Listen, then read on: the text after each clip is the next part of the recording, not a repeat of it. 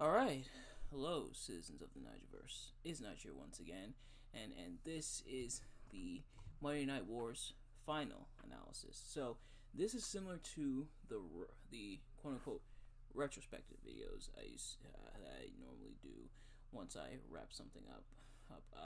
I decided I'm not gonna call them retrospectives anymore because kind of my definition of retrospective, or at least the one I was using for some of my videos, compared to the overall broader retrospective sense on YouTube, are two very different things. So because of that, I decided I'll call them final analysis. It's I don't know if this name will be permanent for them or if this will be temporary.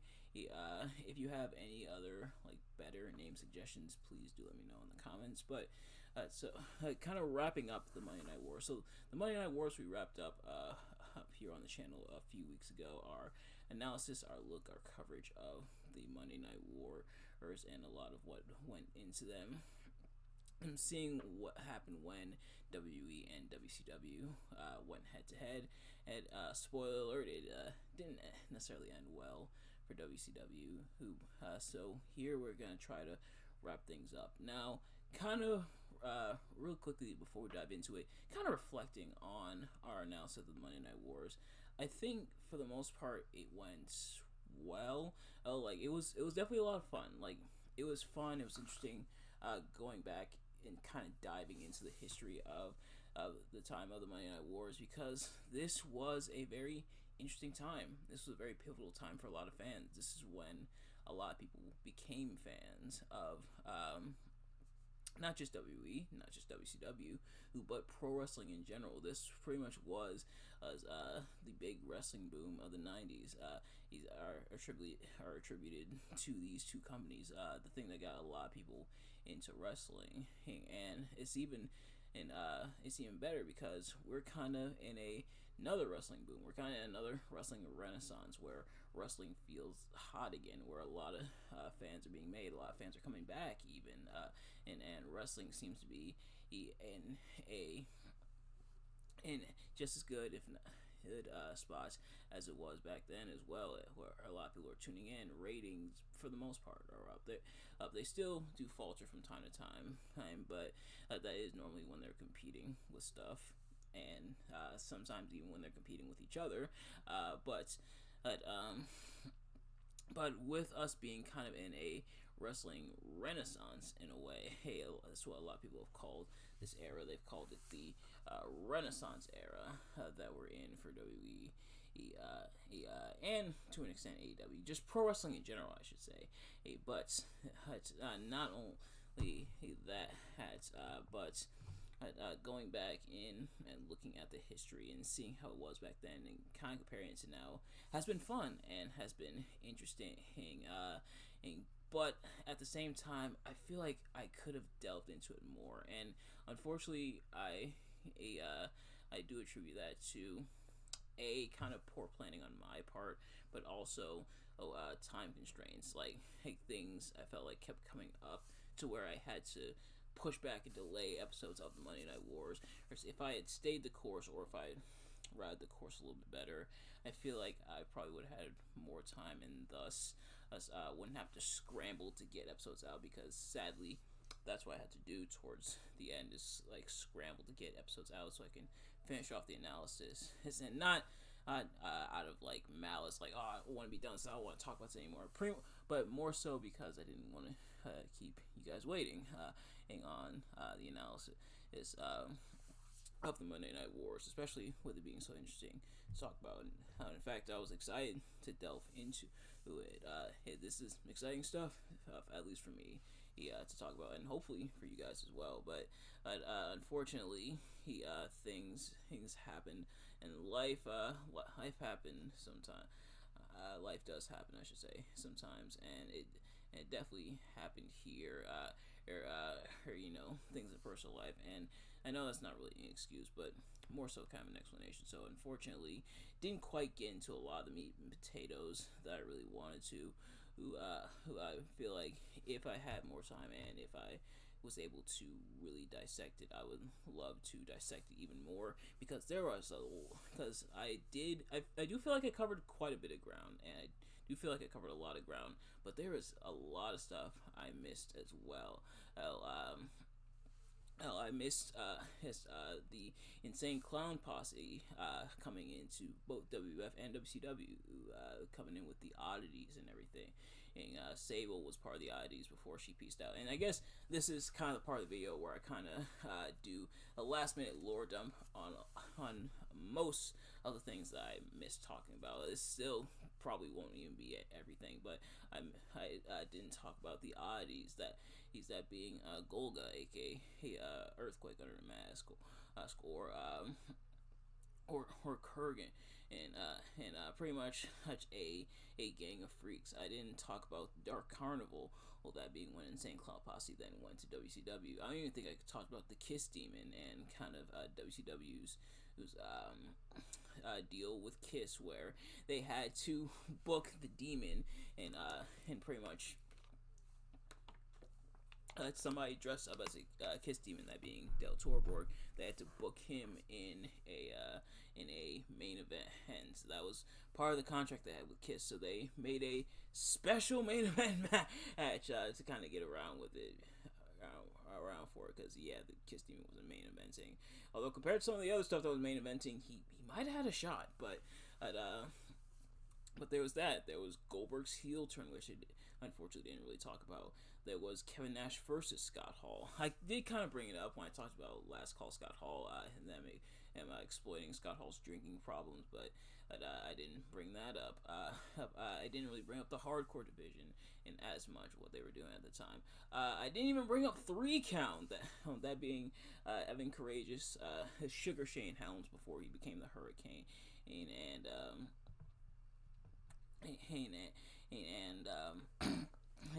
that group. I didn't bring them up, and Shannon Moore, the last person, and sorry about that, but I didn't bring them up, and they're kind of that kind of alliance with Hank Abbott, where he was kind of like the super fan and everything. Apparently rumor is that was supposed to be Tank Abbott getting a big head and then trying to take over the group and everything, but Tank Abbott did leave WCW kind of in the middle of the storyline. Not the first and not the last time somebody would leave in the middle of a storyline, but I didn't really bring that up, unfortunately. I didn't bring up Judy Bagwell on a forklift. How could you not bring up Judy Bagwell on a forklift? Probably one of the most infamously terrible, at least match gimmicks in WCW history. I haven't actually seen the match itself. I've heard it talked about and seen snippets, but not in its entirety. But trust me, it's on my radar, and it will be covered on the channel someday. Hey, maybe not today, maybe not tomorrow, but it definitely will be covered someday. Hey, so I didn't really talk about that. I didn't talk about Hogan kind of going pseudo dark side as he took on the New Blood. But I didn't even really delve in too much into the New Blood Millionaires Club kind of rivalry they had. But it wasn't just WCW that I was forgetting about. I don't think I can mention Val Venus, his gimmick that being in Adult Star, and then him joining Right to Censor her as well. I think I did mention Right to Censor, but I feel like I could have explored it more. I don't even think I mentioned Kai and and Taka Michinoku joining Kai and the heel Japanese group, and this was the 90s, so you can probably take a wild guess as to who kind of some of the things that group got up to. But there was admittedly quite a bit I missed, unfortunately. Now, of course, I don't have to 100% leave it here. I could always revisit it in the future, and considering I have an idea of what I want to talk about for next year on the channel, well, I probably will revisit it to an extent, but yeah, there was quite a bit that I forgot, and there's probably even still quite a bit I'm forgetting. I didn't even mention the Public Enemy, how they signed with WCW came in from ECW, and the originators of using tables, or at least before the Dudleys did it, and they came into WCW. They didn't stay long. They had a cup of coffee there before heading over to WF, and by that point, a lot of people were upset. And you think tribalism is bad nowadays? They literally had the APA. I don't want to hear anything about modern day tribalism when the APA, hey, that being obviously Farouk and Bradshaw / Ron Simmons and Bradshaw, JBL, what have you, when they're literally sent to stiff the crap out of the Public Enemy and pretty much drive them out of the company, and they almost did the same to the Dudley Boys, but the Dudley Boys persevered and were rewarded handsomely for it. I didn't really talk about the Brood that much. I didn't even really talk about the New Brood that much when Gangrel aligned himself with the Hardy Boy. But again, some things were mentioned, but I really wanted to go even further with them. I didn't bring up Sandman and even Mikey Whipwreck being in WCW, who Sandman, of course, was hardcore hack. Well, that's one way of describing him, but that's just a joke. That's just a joke. Please don't get upset, Mr. Sandman. But that is just a joke. But yeah, I didn't even mention WWE's working relationship with ECW, or the WWF, I should say, their working relationship with ECW, especially when RVD turned heel. I think that is where his nickname of Mr. Monday Night, it's not a nickname he used as often as some of his other nicknames, but I think that's definitely where it originated, because RVD did work a few matches on Raw, and lest we forget, RVD also as a kid was one of the kids that Ted DiBiase bullied when he was the $1 Million Man. So as you can see, I missed quite a bit, and I'm sure there's plenty that I'm still not talking about, that I'm still missing, but I can always revisit it in the future. But as you can see on the screen here, as you are probably waiting patiently, maybe in quotation marks, but patiently waiting for me to finish my spiel there. Here, you probably notice on the screen we have some of the highlights and some lowlights when it comes to WWE and WCW. We have the overall MVPs for both WCW and WWF, and some of these may raise an eyebrow or two, but I will try my best to explain myself. We have the best and worst WCW storylines, or at least some very notable ones I thought were worth mentioning for good and for bad. We have, like I said, best and worst WCW storylines, and we did the same for the WWF.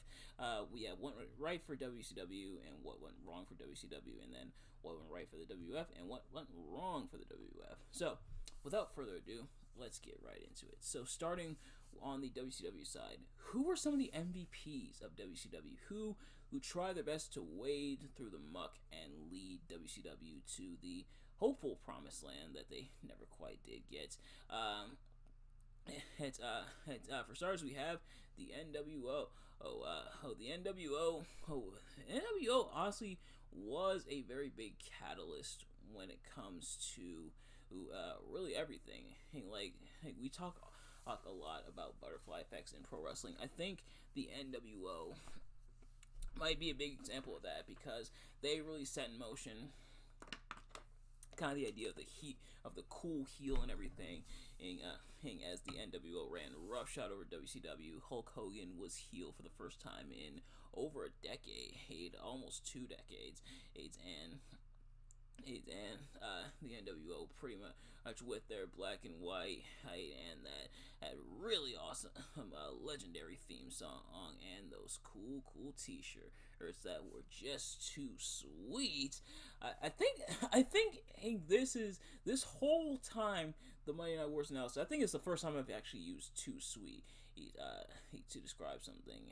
How have I gone long without mentioning that? But the NWO being kind of the cool heels in that regard, and helping do great business for WCW, who and also a lot of that does come to Hulk Hogan. And now Hulk Hogan, and love him or hate him, he did help initially when it came to business for WCW. He definitely was a draw, and when he came in, people did take notice, even as far back when he came in as like 1994, when obviously he came in, of course, but yeah, Hulk Hogan, and definitely he did help out at the beginning. His presence, and again, love the man or hate the man, and he definitely did help business along in WCW. Then there was DDP, who really DDP had been around for a while. A lot of people compare DDP to, and it really should be the other way around, but a lot of people compare DDP to LA Knight nowadays. He's the guy who had been in kind of the who had been there for a while, been in the industry for a while, been in WCW for a while. Well, not really getting that time in the limelight, but especially within the Monday Night Wars and the era of like Nitro and everything, really rising up the rank, really becoming a major main eventer, really becoming the people's champion in a lot of ways. DDP definitely really he stepped up to the plate in that regard, or I shouldn't say that. He had always been stepping up to the plate. More so, finally got his time in the sun, and a lot of people were happy about it. Then there's Goldberg, one of the a lot of people consider one of the few homegrown WCW success stories. In a very simple way, WCW managed to make and almost break a star in Goldberg. And it's such a simple premise, the character of Goldberg. He shows up, this big jack dude shows up. It's a cool entrance, and coming in from the back with the security, and then the pot iro and everything, and he squashes the crap out of a guy. Then he leaves and carries on from there, looking absolutely dominant. And they popped the world title on him, and they did kind of fumble him a bit towards the end, as a lot of people say. But otherwise, Goldberg definitely was a major success story, and to the point where WWE took notice and brought him in, and that ended up where it ended up. But mayhaps that's a story for another time. But next up is the Icon Sting, and this is really pretty much reintroducing Sting, and a lot of parallels between Sting and the Undertaker. And I think the Monday Night Wars, or around the Nitro / Raw era, is where people will bring that up, because of course with a new era came a new Sting, and Sting taking a lot of his inspiration from the Crow, becoming a lot more darker, a lot more broody. He almost in Batman territory, but Undertaker's got you beat air stick, and to an extent, but Sting reinventing himself, becoming the Eye of Justice, becoming even more of a star than he already was, pretty much going through his metamorphosis, and pretty much carrying the look that he carries up to this day. Sting didn't really go back to Surfer Sting after this, mainly sticking with Crow Sting, because it's what brought him so much success, and hey, if it ain't broke, don't fix it. But next up is the Cruiserweight division, and for a lot of people, the Cruiserweight division was a very big highlight for WCW, and really helped revolutionize the way, not just that Cruiserweight a division of wrestling, but really all of wrestling, and a lot of the things that are commonplace in pro wrestling nowadays, from guys big and small, can be traced back in a lot of ways to the Cruiserweight division, to guys like Rey Mysterio, or Eddie Guerrero, or Dean Malenko, or Chris Jericho, or Billy Kidman, or Juventud Guerrera, or Psychosis. It's the work that those guys are doing, among several others, of course, but the work those guys are doing, he definitely sent the ripple effects throughout not just WCW, but really all of pro wrestling, and I don't think it's a coincidence, and it's definitely not an accident that most, if not all, those guys I mentioned would be in WWE. He pretty much after WCW folded and everything, they would be brought into WWE. Two mixed results, no less, but yeah, would be he brought in, but the work that they were doing, and a lot of things that they were doing, and really sent those ripple effects that are still often felt to this day. Like I said, a lot of things you see nowadays have a lot of different origins, but quite a few of those origins you can trace back to the WCW's cruiserweight division. And but then next up I gotta list Big Papa Pump Scott Steiner. I talked about the metamorphosis of to an extent Hulk Hogan with like the NWO and everything. I mentioned the metamorphosis of Sting, but what about Scott Steiner going from mainly a tag team guy, mainly being with his brother Rick as the Steiner brothers, to really breaking out on his own, really becoming a major single star, and pretty much becoming the legend slash internet meme icon that we know and love today. Scott Steiner, his transformation, gaining all that muscle, really getting to show a lot, even more of his personality, especially as a heel, and especially on his own. Of all the cases, is of solo stars, or I should say, solo stars that started off mainly within tag teams. Scott Steiner's got to be one of like the biggest, in a way, success stories.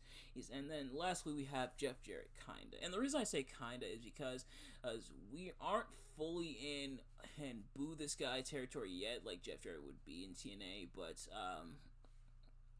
we slowly are approaching it. That being said, though, Jeff Jarrett, it did become a really big star, especially after his return to WCW, who after his time in WWF, after he underwent his metamorphosis and became the Chosen one, of course, there's him going over to WCW, being a major integral part in a lot of their stories.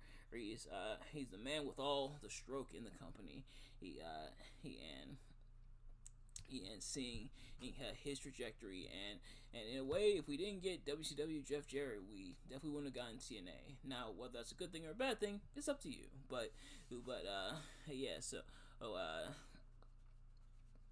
So Jeff Jarrett coming over to WCW, who some people liked it, some people don't. Some people like Jeff Jarrett, some people don't. And it's crazy that he's still going even to this day. He's still active. He's in an active storyline, kind of like an active rivalry with Hangman Adam Page to this very day. It's crazy to think just the longevity of Jeff Jarrett in pro wrestling. But now over to the WWE side, the WWF side. And mentioning a lot of their MVPs, he's starting with DX and Triple H. Now, I did list them separately here, DX as a team and then Triple H as solo.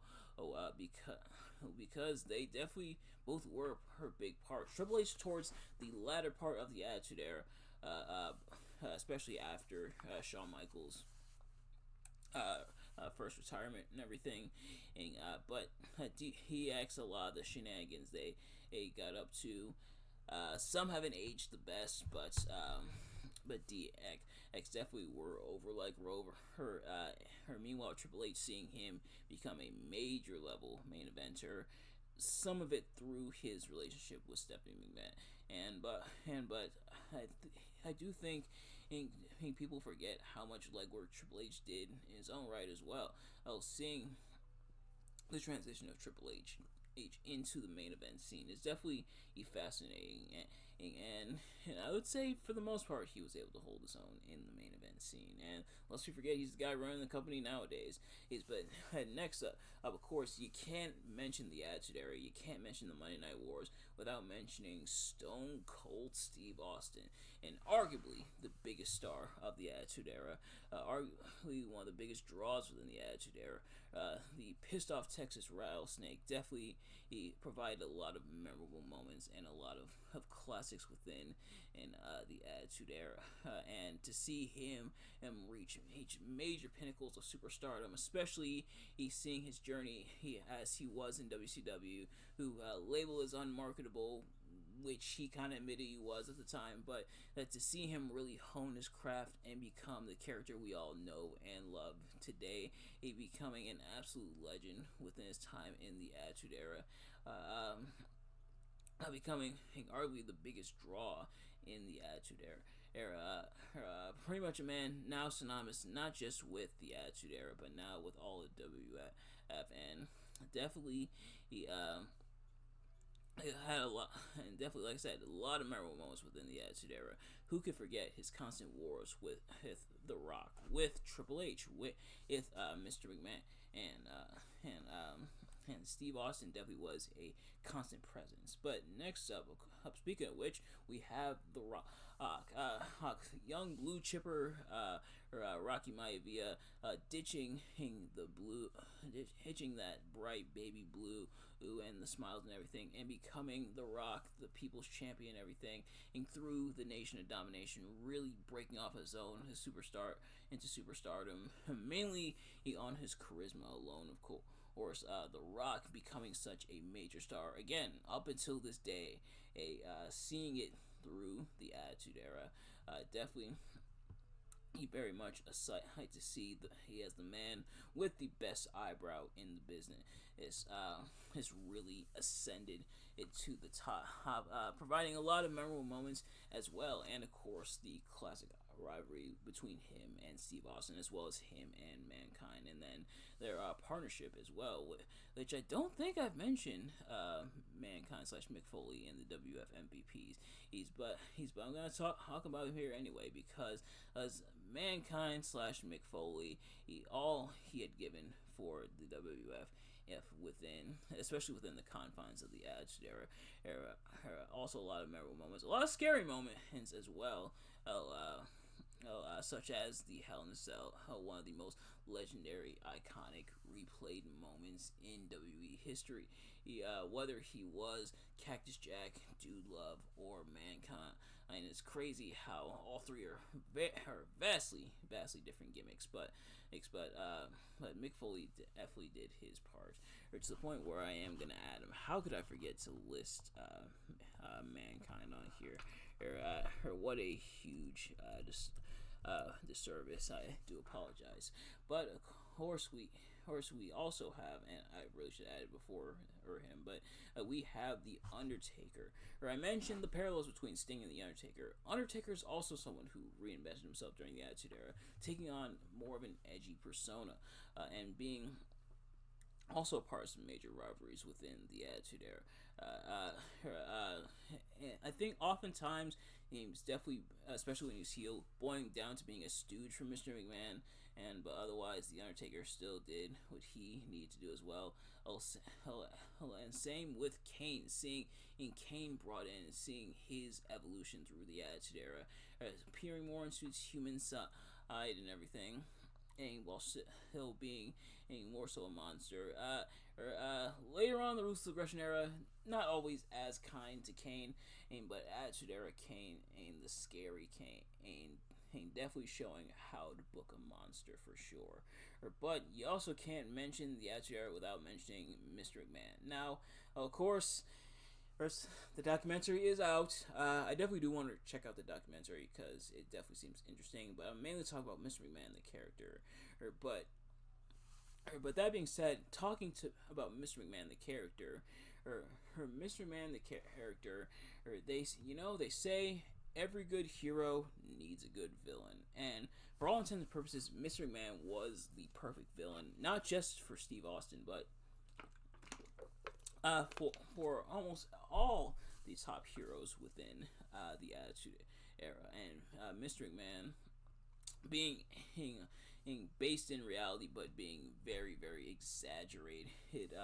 It pretty much representing the corporate thumb that a lot of us find ourselves under, or which is why him getting his comeuppance at almost every turn at the likes of Steve Austin and as well as other, it's just always so satisfying. Being a part of a lot of memorable moments as well. And you notice I mentioned that a lot, memorable moments, because the Attitude Era definitely had a lot of them. Same with WCW, of course, but especially the Attitude Era. And I think, and we'll kind of get into it, I think that's also what really helped them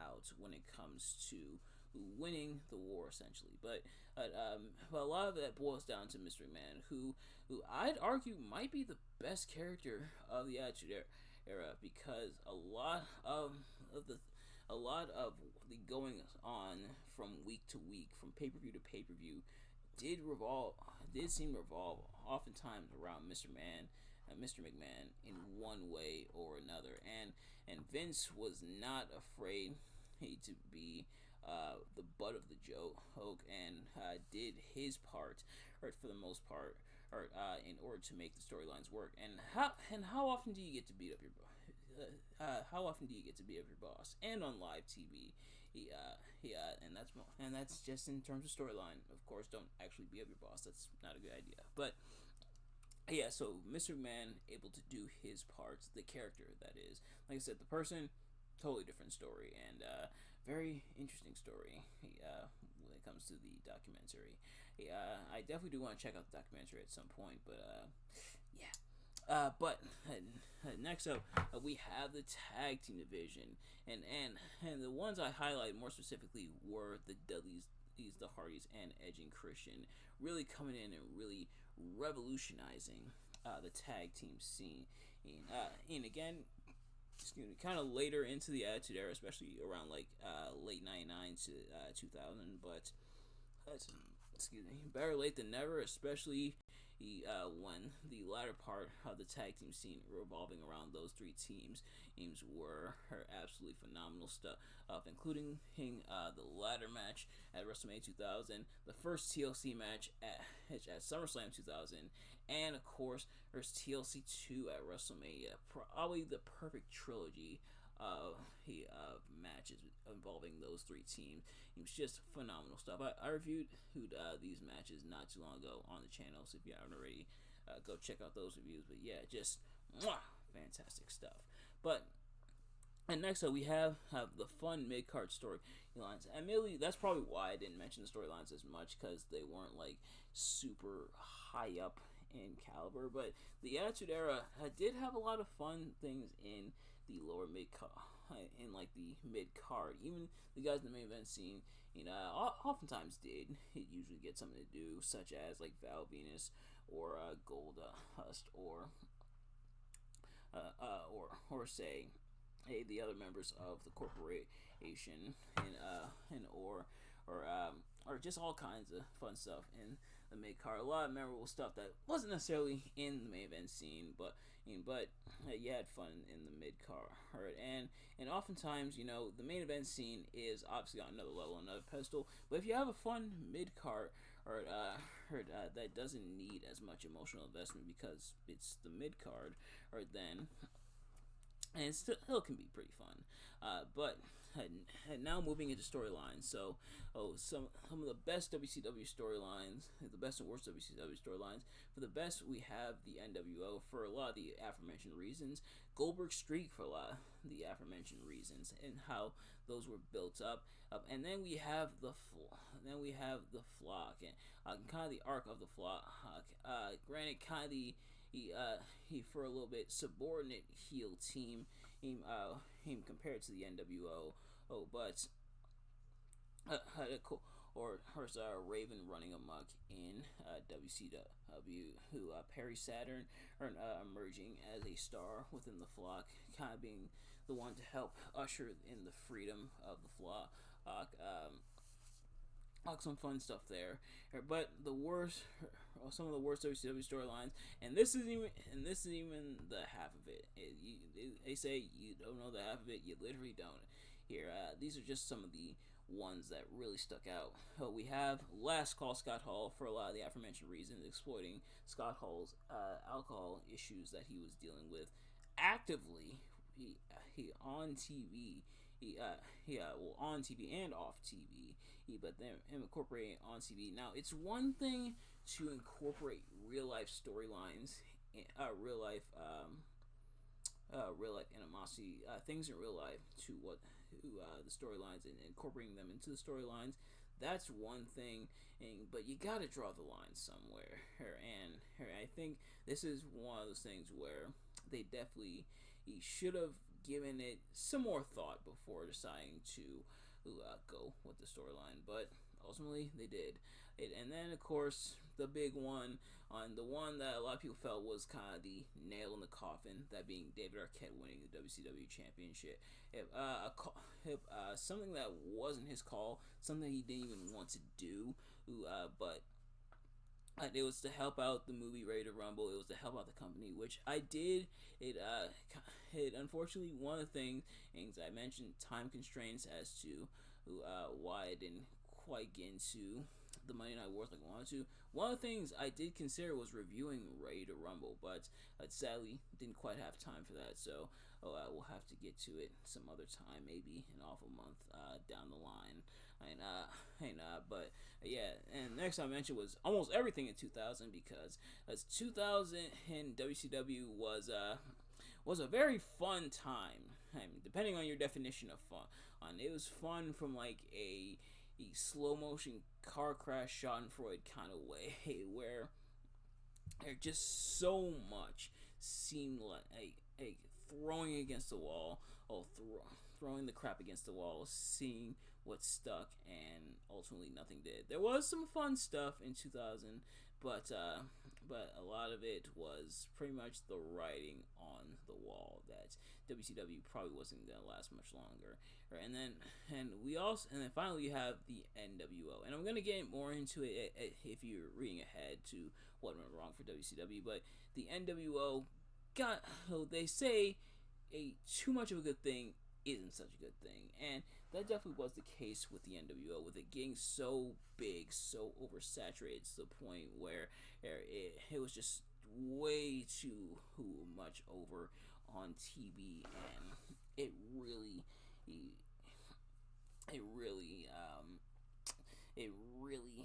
grinded things to a halt, because almost everything had to revolve around the NWO. Everybody and their mother was joining the NWO. At least DX knew to cap it off at like 5 at a time. Yeah, so the NWO getting way too big definitely was one of the major detriments when it came to WCW. As for WF, what was the best and worst thing WF was doing at the time? Some of the best WF storylines. I had Austin versus McMahon / the Corporation for a lot of the aforementioned reasons. Very, very classic rivalry. One of the most, in fact, perhaps the most classic rivalries that, and almost all other rivalry, he's kind of that nature, the whole superstar versus the powers that be. He tried to emulate. Now, granted, they weren't the first one. In this case, WCW actually beat them to the punch, with Eric Bischoff being revealed as the leader of like the NWO and everything. But it's one thing to do it first, but it's another thing to do it best. And Austin and McMahon definitely did it best. But next up was, for a lot of the aforementioned reasons, the relationship between The Rock and Mankind, both in terms of their rivalry, and in terms of their tag team partnership later on, the Rock and Sock Connection, of course, producing one of the highest, I believe it is still like the highest rated Raw segment of all time, that being This Is Your Life, and a lot of the shenanigans, and pretty much that like classic odd couple pairing.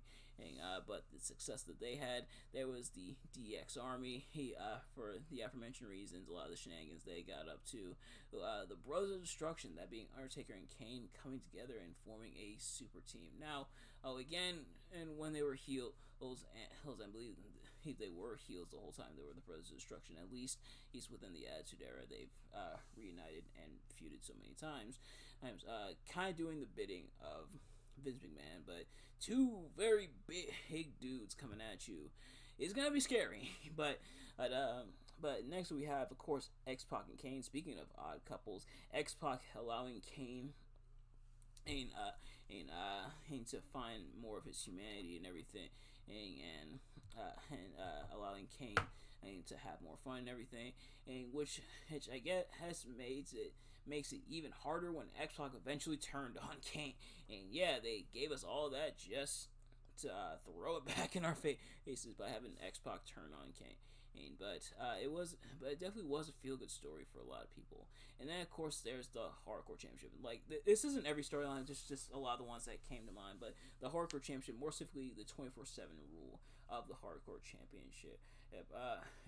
They tried the 24/7 Championship. It had recently in WWE about 5 years ago. Man, that was 5 years ago. That's crazy to think about. But they tried in WWE, couldn't hold a candle to the Hardcore Championship, and a lot of the shenanigans Crash Holly got up to while being Hardcore Champion with the 24/7 rule. Well, too bad R-Truth didn't get to defend his at Funland USA. But some of the worst WF storylines, we have the Ministry of Darkness / the Corporate Ministry, and it does suck because the Ministry of Darkness is seemed like a cool idea on paper.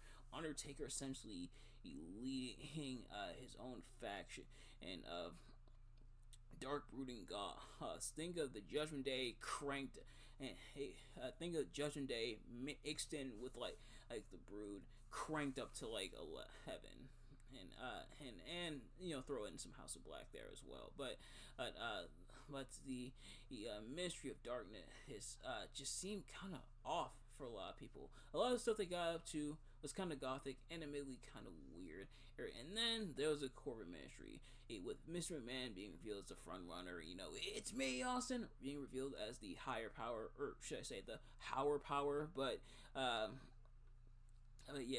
it definitely wasn't the best for a lot of people. And next up we have exploding Road Warrior Hawk's drinking problem. As much guff as I gave WCW for Last Call Scott Hall, lest we forget WWF was doing it as well by exploiting Hawk's drinking problem, including him falling off the stage or being pushed off the stage by Draw, as a storyline that made a lot of people uncomfortable.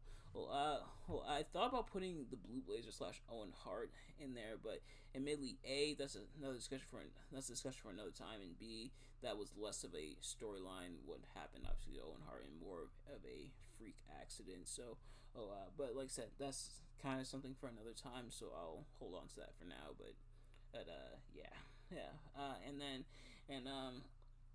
There was the Brawl for All, whose ever idea it was to have shoot fighting on TV, where several people got injured, and the guy who was even intended to win ended up not winning, and the guy who did win getting knocked out in mere moments by Butterbean at WrestleMania 15. Yeah, sign me up for more of that, please. But next up we have the Gang War, that being several factions and battling each other from week to week, including Los Boricuas as the Disciples of Apocalypse, the Nation of Domination, and I believe this was around when the Truth Commission was there as well.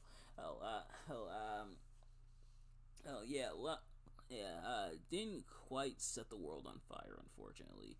A lot of people weren't fine with it. And then, last but not least, there was the artist formerly known as Goldust. As I forgot how exactly Goldust came to be the artist formerly known as Goldust, but what I do know is different outfits from week to week. Leave that to Seth Rollins, because a lot of Goldust outfit that he wore from week to week, he just got crazier and crazier and crazier, and was very, very weird. But I feel like people forget it. For as awesome as the Attitude Era definitely was, they definitely weren't perfect by any means. But what went right for WCW? The two things I think really went well for WCW was the initial success of the NWO, and the mid-card scene. For the initial success of the NWO, when the NWO first formed, it was a big deal. Having the New World Order of wrestling, a lot of people were getting into it. A lot of people, they ushered in the cool heels. A lot of people were really loving the NWO. Even with like the split of the NWO, when it got too big, the NWO Wolfpack was over like crazy. But he also had the mid-card scene. And even when the main event scene faltered, especially towards the end of WCW's run, he almost always had the mid-card to help bolster things. But of course, when it went wrong for WCW, as I kind of alluded to, was the oversaturation of the NWO. It got too big. It got way too big, and not even just too big for its britches, although some would argue it did as well. But the NWO being constantly involved, constantly in prominent in scenes, getting way too big, having all these people, I wonder whose idea those were. But actually, I can't say that. According to Hogan, he never exercised his creative clause. Sure. And in other news, did you know I'm winning a Grammy next week? but um, but yeah, the NWO getting way too big, getting way too oversaturated. Hit a lot of people did get sick of it, and then it split into several splinter factions. There was NWO Black and White. There was NWO Hollywood. There was NWO 2000. There was the LWO. Oh, there was even the BWO. I don't think I mentioned the BWO. Oh, granted, BWO was a bit more of an ECW thing, although they did make their way over to WWF eventually. He as well as I believe they did have a cup of coffee in WCW as well. But yeah, but NWO getting way too big, and something gets way too big, eventually it's gonna burst. Like and you blow a balloon up way too much, eventually the balloon can only take so much helium or oxygen. And if you're doing it manually, he to the point where it pops, and that's exactly, unfortunately, what happened with the NWO. More metaphorically, not literally. Hogan, Nash, and Hall didn't expand until they popped. That'd be very gruesome, of course. But the NWO got so big and so a balloon that it eventually popped, and it was disastrous, of course. But also too many bad decisions and too many head scratching decisions, and especially towards the end of WCW's lifespan. A lot of it was throwing things against the wall to make it stick, to see what stuck. And also a lot of the decisions they made. Why was David Arquette world champion? And why allow the NWO to get so big in the first place? It's why mess up the finish to Starrcade in 1997, and why have Kevin Nash win at Starrcade 1998 just to bring the NWO back together and make it this super group? Why is Bret Hart a part of the NWO? Why is Sting a part of the NWO? Oh, the group he had been fighting. So many weird head scratching decisions, and that had left a lot of people saying, huh? Almost all the time on WCW programming. Meanwhile, for the WF, what went right for them, and ultimately what won them the war was of course the Attitude Era.